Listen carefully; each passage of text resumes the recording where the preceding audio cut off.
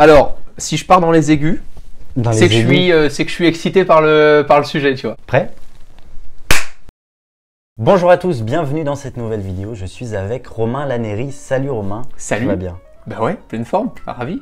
Ouais, ben merci à toi en tout cas d'avoir accepté mon invitation. C'est très cool. Et donc, mais présente-toi un peu. Qu'est-ce que tu fais Bah, je suis Romain, je suis un passionné de tech. Ouais. Ça fait 10 ans que je fais des vidéos sur YouTube et ça fait 4 ans, 5 ans que j'ai commencé un peu à parler de crypto-monnaie. Ouais. Les NFT, j'ai pu suivre ça un peu aussi au début.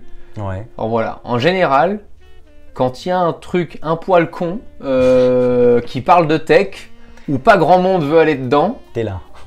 t'es sûr que je suis là. Voilà. Je perds beaucoup de temps, beaucoup d'énergie, mais ça m'éclate. Ça m'éclate de comprendre les trucs. Quand les gens autour te disent oh, c'est un truc nul, personne l'utilisera. En général, voilà. Donc il y a beaucoup de choses qu'effectivement personne n'utilise. Et puis là, il se trouve que le sujet des NFT est très intéressant. Ouais, c'est top. On va pouvoir imaginer plein de choses, je pense. Surtout en lien avec l'horlogerie. Donc moi pour l'aspect plutôt horlo et toi pour l'aspect tech. Ouais, j'ai réuni les deux. Moi, j'aime bien certaines marques, tu vois, Audemars Piguet, Rolex. Et là, tu verras, je vais te parler de Rodex. Ouais. Ce sera le titre de ta vidéo d'ailleurs, je t'ai dit. Voilà. Une Rodex vendue plus de 70 000 $. Quand même. Mais elle n'est pas vraie, hein. C'est juste une image. Et encore. Et encore. Une Rodex s'est vendue pour 76 500 $. C'est quand même assez fou. C'était presque Rolex, mais non. Ouais. C'est évident. J'avoue que, mais pour dire cette phrase, j'ai dû m'y reprendre un peu. Mais non, mais c'est bien une Rodex. Et donc, mais c'est un NFT d'une montre Rolex, enfin Rodex, du coup. C'est ça, c'est marqué Rodex sur la montre. Oui, c'est vrai. Mais bon, mais ça ressemble étrangement à une Daytona, quoi. Tu vois. Complètement. Complètement. Ben, c'est le projet fou de Jesus Calderon. Jesus Calderon, qui a 29 ans. C'est un artiste. Et c'est un fou de montre. C'est un fou de montre. C'est un fou de crypto et un fou de montre. Et je me suis dit que là, ça serait un bon sujet pour cette vidéo, pour démarrer cette vidéo. D'en parler un peu. Ben, c'est ça, c'est ouf. Tu vois là, pour le coup, la spéculation qu'il y a autour de ces NFT. C'est de la vraie spéculation. Il n'y a pas de contenu débloquable ou de choses comme ça qu'on va aborder dans cette vidéo. Mais c'était quand même très marrant de se dire que à un instant T, un objet virtuel peut valoir, aux yeux de certains, 76 500 $. Ce qui est énorme. L'équivalent de 20 Ethereum au moment où c'est vendu. Puisque oui, quand on parle en NFT, on parle souvent en Ethereum. Et c'est ce qui fait qu'on est un peu perdu dans les prix. Quand tu commences à accumuler beaucoup de crypto et que tu es là depuis longtemps, c'est ça, quoi. Mais le fait que cette image se vende aussi cher, je pense que moi comme toi, on comprend pas trop, mais ni vous, enfin, mais comment une simple image peut se vendre aussi cher? Mais toi, qu'est-ce que tu pourrais nous dire sur ça? À ce stade-là, ça restera toujours, dans un premier temps, de l'offre et la demande. Ouais. Parce que peu importe les contenus que tu peux débloquer derrière, oui, tu peux peut-être débloquer, tu vois, des possibilités d'achat d'objets physiques ou débloquer des, tu vois, le projet Asprey Bugatti, par exemple, qui était un projet Bugatti avec le studio Asprey Studio.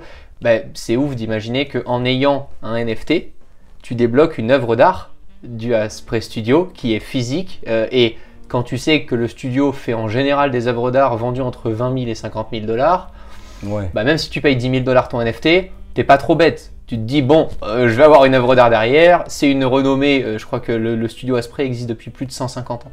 T'imagines, c'est ouf. Donc, oui, il y a des contenus débloquables qui peuvent appuyer ce choix déraisonné, mais la réalité c'est qu'aujourd'hui, et comme à chaque fois qu'il y a un nouveau sujet, encore plus depuis l'arrivée d'Internet, c'est comme au début Internet, tu vois, les gens étaient là, ah oui ça va péter, c'est super, ah mais non, mais là c'est comme la folie, tu sais, des startups, tu vois, tout le monde voulait investir dans les startups avant de se rendre compte qu'il y a une startup sur 100 que tu remarques à un moment donné. Bon, qui marche. Voilà, là c'est exactement pareil dans les NFT, tu peux acheter des NFT toutes les 2 secondes en te disant c'est le projet de l'année, c'est ouf. Alors que finalement, si tu comptes le vrai nombre de projets qui ne pouvaient pas te faire perdre d'argent depuis l'arrivée des NFT il y a 3 ans, je pense, un peu plus de 3 ans aujourd'hui. Enfin, moi, en tout cas, j'en entends parler depuis à peu près 3 ans. Il y en a très peu. Il y en a très peu. Donc, c'est marrant de voir une Rodex Daytona se vendre aussi cher. C'est ça, c'est ouf, mais c'est trop bien. Ouais, je pense que pour ce sujet de vidéo, c'était parfait. Et pour vous, d'ailleurs, mais dites-nous, mais ce que vous pensez, enfin, mais de cette image JPEG, mais qui s'est vendue du coup aussi cher, quoi. Là, c'était une vidéo. pour le coup. On a quand même eu le droit à une petite vidéo. C'était une Quand même. vidéo qui était, Ouais. c'était un petit motion design. Bah, c'était très sympa, mais ça durait que quelques secondes. Mais Tu la mets en boucle. ouais, voilà, parfait. Comment tu vois évoluer le luxe, l'horlogerie d'ici les prochaines années, même les prochaines dizaines d'années, avec cette nouvelle technologie en soi qui est tout récente? Je pense que cette technologie, elle ne remplacera pas les contrats authentifiés, tu sais, enfin les certificats, pardon, Ouais. authentifiés, le fait que tu as envie de te déplacer dans une boutique physique pour voir ta montre, enfin, tu vois, je suis pas du tout en train de dire, oh là là, il n'y a pas d'humain, t'achètes une œuvre numérique et après tu croises les doigts de recevoir ton produit physique chez toi et tout. Non, non, non, j'ai pas du tout envie de ça. Enfin, je pense que Ouais. ce que te vendent aujourd'hui les marques d'horlogerie, c'est du temps. C'est ce qui est fabuleux. C'est que quand tu achètes aujourd'hui une GMT Master 2, tu vois, une Audemars Piguet Royal Oak ou autre, bah, t'as beau être multimilliardaire, tu l'as pas aujourd'hui. Non. Voilà. Et ça, c'est quelque chose qu'il faut garder. Parce que je pense que c'est quelque chose de tellement luxueux, de tellement minutieux, de tellement détaillé que ça serait horrible demain de te vendre une Rolex comme si tu allais acheter ton pain le matin. C'est pas du tout l'idée, tu vois. Donc, je pense que tout ce qui est certificat authentifié, etc., on restera sur, en tout cas, c'est mon avis, ça n'engage que moi, mais encore sur une ou deux générations, Ouais. quelque chose d'assez classique. Parce que tant que nos parents sont là, et tant que même nous, on est là, on a quand même été éduqués dans quelque chose qu'on a envie de sentir, de voir, d'appeler, Bien sûr. tu vois. Donc, Bien sûr. par contre, je pense que cette technologie de blockchain, de NFT qui commence à émerger, peut permettre demain à certaines manufactures d'encore plus se rapprocher de leurs clients actuels. Ça, c'est vrai. En donnant accès à certains avantages, comme des soirées privées, comme Il faut imaginer des aujourd'hui rendez-vous. un NFT, c'est comme ta petite carte Sephora quand elle te dit j'ai ma soirée privée Sephora. Voilà. Il y a ceux qui ont la carte Sephora, il y a ceux qui l'ont pas, et quand tu as la carte Sephora, tu as accès à la soirée privée, moins 25% et tout. Alors tu n'auras jamais une soirée privée Rolex à moins 25%, jamais, sinon Jamais. Jamais. Oui, non. oublié. Mais je ne pense pas non plus. Voilà, par contre, imagine demain que tu achètes un NFT Rolex qui te permet de débloquer une fois dans les 12 mois un achat dans une collection où il n'y en aurait que 20 dans le monde. Bah en fait, ça décuple un chiffre d'affaires, une demande, Bien sûr. sans faire grand chose de plus. T'es pas en train de recréer une montre. Tu as un super artiste qui te fait une super œuvre numérique. Cet artiste, il a travaillé de son côté depuis des années, il crée cette œuvre numérique qui peut permettre demain à tes clients de débloquer un autre contenu qui lui serait physique. Ouais.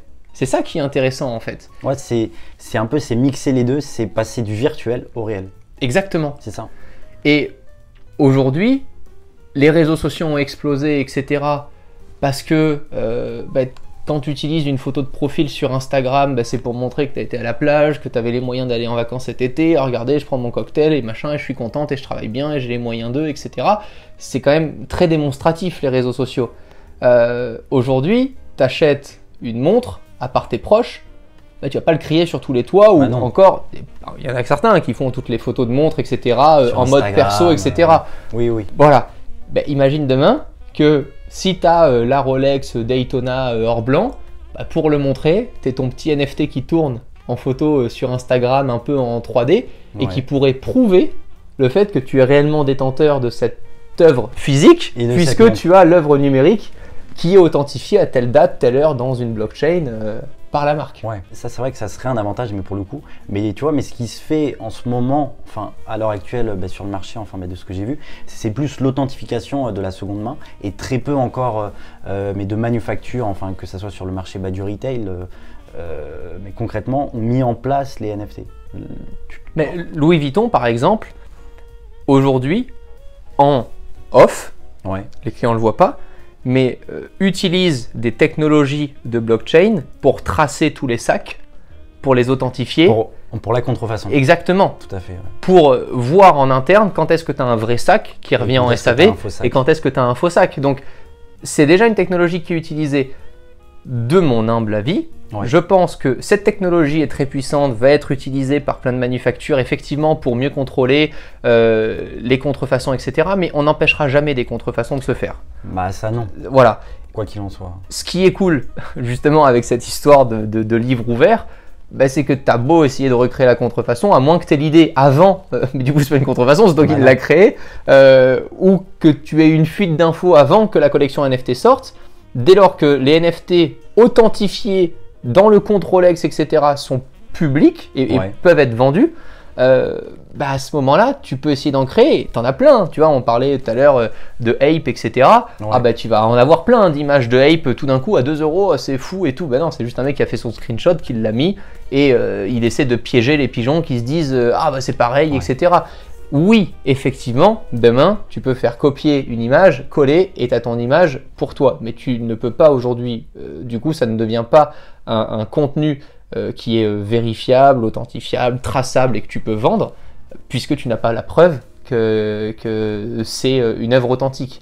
Voilà, c'est exactement comme faire un copier-coller de la Joconde en photo sur Google et dire bah, j'ai vu la Joconde. Oui, tu as vu la Joconde, mais si tu viens au Louvre et que tu vois la Joconde, c'est pas pareil. C'est pour ça que c'est un coût d'aller au Louvre, de se déplacer, de prendre l'avion, etc. Bon, bah, c'est exactement la même chose, tu vois. Donc je pense que c'est ce qui va être intéressant. Mais là où je suis d'accord avec toi, je n'aurais peut-être pas été d'accord il y a un an où je t'aurais dit non, c'est la folie et tout, les contrats, les machins, les smart contracts, etc. La réalité, tu as raison, c'est que tu achètes demain une Daytona qui est associée à un NFT, tu l'as fait réparer par Trucmuche qui te met des pièces venues de Chine à l'intérieur, bah ton NFT il est toujours là, ta montre elle est toujours là, et à l'intérieur tu n'as plus les mêmes... C'est compliqué. Voilà. C'est très compliqué. Donc il faudrait toute une supply chain dans les usines, dans les manufactures et tout, qui soit drastique pour le voir, quoi. Donc ça restera toujours. Mais je pense réellement que ce qui va vraiment aider les marques, c'est de se rapprocher de leurs clients avec des contenus débloquables. Ouais. Et c'est aussi, de viser de nouveaux clients. Des clients qui n'ont pas les moyens aujourd'hui d'acheter une vraie montre à tant de milliers d'euros, mais qui ont quand même envie voilà, d'appartenir, etc. Un espèce de club et tout. Exactement. Ouais. Mais ça, c'est vrai, mais tu vois, sur la partie seconde main et tout, je trouve ça très compliqué à mettre en place parce que bah, du coup, la montre, elle est certifiée à un instant T. Mais donc, du coup, bah, comme tu l'as dit, si la montre est bidouillée, bah, le certificat bah, ne vaut plus rien, bah, le NFT non plus. Mais ce qui est vraiment cool, c'est ce que les manufactures peuvent apporter, bah, ça va être le contenu débloquable, concrètement, mais comme on en parlait un peu avant, mais de toutes ces soirées et tout. Et bah d'ailleurs, mais c'est ce qui s'est passé enfin, pour le projet là qu'on a vu sur Excusable, le projet de Louis Moignet, où ils ont mis un peu 1000 NFT, où c'était des vidéos d'un modèle spécial. Bon, mais c'est vrai, mais déjà que Louis Moignet, mais c'est quand même une ancienne marque. Lui, il est surtout connu pour avoir créé le chronographe, même si la maison a été relancée en 2004, tu vois. Mais je trouve ça cool qu'une manufacture horlogère s'intéresse autant à cette nouvelle technologie. C'est comme à l'arrivée d'Internet. Fallait après, quand l'arrivée de Facebook, fallait avoir un compte Facebook. Donc je pense que oui, c'est un vrai moyen de communication aujourd'hui. Et c'est surtout aussi un moyen de ne plus du tout séparer les habitués des non-habitués, les clients des non-clients, etc. Puisque aujourd'hui, tu ne pourras jamais empêcher un détenteur de NFT de vouloir le revendre. Et donc, à une personne que tu ne connaîtras pas du tout, d'arriver dans ton club privé, etc. Et c'est ce qui s'est passé avec des projets où tu avais par exemple un Discord, la plateforme qui permet d'échanger entre nous, c'est le nouveau Skype, si jamais vous ne connaissez pas. Je le dis quand même parce que je sais que tu as beaucoup de gens qui regardent tes vidéos et qui sont très différents d'une cible tech. Du coup, là-dessus, tu avais la possibilité, en ayant un NFT, d'accéder à un Discord avec tous ceux qui avaient ce NFT-là. Et la collection est tellement partie en sucette que tu te retrouvais vraiment, mais avec des artistes, genre t'avais Justin Bieber, t'avais des genres de ouf, et juste t'avais un Discord avec 20 pecnos qui se parlaient. Les 20 pecnos, c'était des mecs incroyables aux quatre coins du monde qui avaient les NFT, tu vois. Et ça, je trouve ça marrant, quoi. Parce que la marque le veuille ou pas, en fait, bah, tu peux pas le contrôler, quoi. Moi, aujourd'hui, si j'ai envie de débloquer les moyens et que j'ai les moyens d'acheter ce fameux Ape à quelqu'un qui le vend, bah, on pourra pas m'empêcher d'arriver dans le Discord, quoi. Ça, c'est clair. C'est ouf. Ben c'est ça, mais comme tu as le Ape, tu as accès à tout ce contenu qui est débloquable. Et ça va être vraiment l'élément fort, je pense, pour moi aussi. Qui va ou qui peut être mis en place par les manufactures. D'ailleurs, dites-nous, mais par exemple, si une manufacture lance ce genre de projet, qu'est-ce que vous aimeriez bien avoir, mais comme par exemple une soirée. Visite d'usine. Visite d'usine. Ça serait incroyable. la visite d'une manufacture, mais peut-être une soirée où on apprend à démonter, peut-être une montre, enfin, des choses comme ça. Je pense que tout est possible, concrètement. Ah ouais, complètement. Mais en fait, mais c'est vrai qu'il faut voir ça mais comme un billet, enfin, mais comme un ticket d'entrée, un peu comme une carte de fidélité. Mais... Et c'est ce qui fera qu'au fur et à mesure, il y aura toujours de la spéculation, mais tu te diras pas, j'ai dépensé tant de milliers de dollars dans un NFT où c'est finalement juste une image et juste de la spéculation. Parce que par exemple, dans le projet Ape, qui a été fait avec ces singes, tu achetais un premier singe, 50 000 dollars. Ça te débloquait ensuite un autre NFT qui pouvait être revendu par la suite 20 000 dollars. Ensuite, après, tu as eu du coup l'ouverture de tel et tel contenu et ainsi de suite. Donc en fait, là par exemple, tu achètes pour avoir d'autres produits qui valent eux aussi et du coup, c'est clairement juste de l'achat, de la revente. Mais imaginez demain acheter un premier NFT Rolex à 10 000 dollars. S'il vous ouvre la possibilité d'acheter une montre au prix d'entrée qui peut être revendue par la suite, ça peut être intéressant au prix boutique. Si elle vous ouvre aussi la possibilité d'avoir tant de soirées, d'avoir tant de contacts, etc., suivant le travail que vous faites, ça peut aussi être un investissement de se dire non mais moi mon NFT, oui, je le revendrai forcément un jour, peut-être que je perdrai un peu d'argent, peut-être que j'en gagnerai, suivant la roadmap à ce moment-là. Peut-être qu'il n'y aura pas de nouvelle roadmap, peut-être qu'on se dira ça fait déjà 2 ans que le NFT est là, ils vont changer, ils vont peut-être faire autre chose. Mais si en attendant, ceux qui se lancent dans une telle aventure prévoient une belle roadmap pour tous les premiers fidèles clients, ça peut vraiment être un choix à faire, exactement comme quand tu payes ton club de piscine où tu vas te baigner une fois par an et ça te coûte 5 000 €. Mais parce que tu sais que la seule fois où tu vas croiser machin, et tu vois, c'est un cercle que tu crées. On parle vraiment du luxe. Je sais que c'est des problèmes de riches. Faut vraiment imaginer que ton seul problème de la journée, ça soit pas d'avoir un NFT singe à 50 000 dollars, quoi, tu vois. 100 000, je crois, aujourd'hui. C'est de la folie. C'est de la folie pure. Ouais, c'est vrai, mais qu'il y a pas mal de spéculation en ce moment. Pendant que d'autres spéculent sur ces images JPEG ou sur ces vidéos, même, nous, on est en train de spéculer justement sur le sujet. Et c'est vrai que c'est un sujet très intéressant. D'ailleurs, pour vous, quelle serait la première marque qui va se lancer dans le monde du NFT? Donc que ce soit les grandes manufactures ou même les manufactures un peu moins connues. Dites-nous tout ça dans les commentaires. Votre avis nous intéresse énormément. Et on se dit à la prochaine. Merci Romain. Avec plaisir, à bientôt peut-être pour un prochain sujet. Audemars Piguet, NFT, moi je suis là. Carrément.